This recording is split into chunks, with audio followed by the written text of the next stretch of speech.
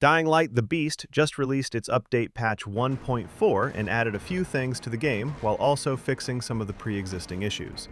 In short, this update introduces New Game Plus, Legend levels, ray tracing on PC, and performance and visual upgrades. Now, let's get into it.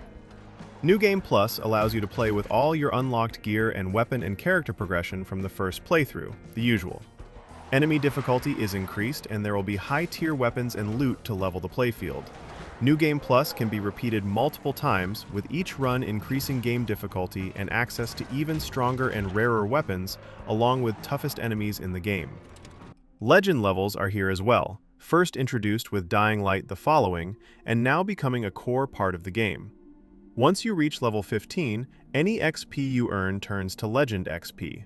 XP earnings will be appropriate with higher difficulties and higher New Game Plus tiers. Along with skill points, every level will also raise your health by a fixed percentage. Legend levels also introduce a new set of rewards, 22 new weapons such as melee, firearms including vintage guns, 2 complete outfits, and new legendary vehicle skins. You can claim the first weapon just after updating. Ray tracing support is available only for PC, and at least 8 GB of VRAM is suggested to turn it on, 16 GB if you are going for 4K. As for performance and visuals, the game is said to be designed in a way so that all graphics settings, from low to highest, feel and immerse in the same artistic style. Although when you turn on Ultra settings, FrameGen will automatically turn on to improve the performance.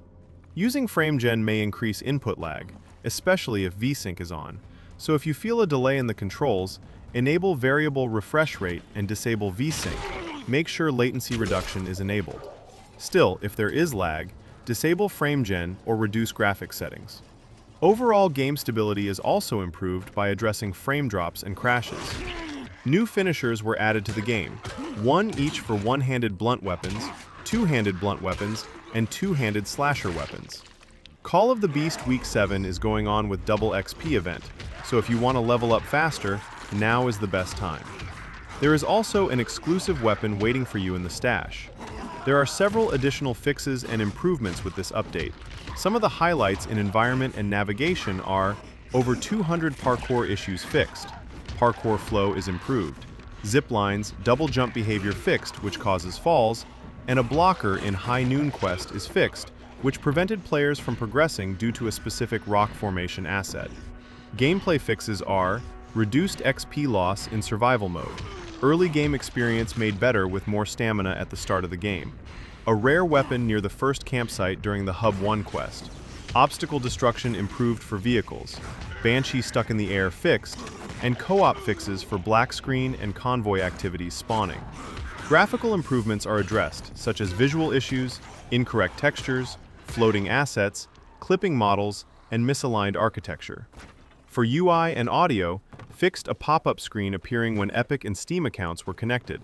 Multiple language localization issues were fixed, quest markers functionality improved, several UI display errors were corrected, missing and incorrect sound effects are fixed, including weapon collision and ambient audio during missions. Update 1.4 addresses a lot of improvements, and given the condition of nowadays games, the Beast was launched in a better condition. If you like this breakdown, drop a like, subscribe for more game insights, and tell us, what's your opinion about this update and the journey of the patches for this game since release? See you next time. Until then, good night and good luck.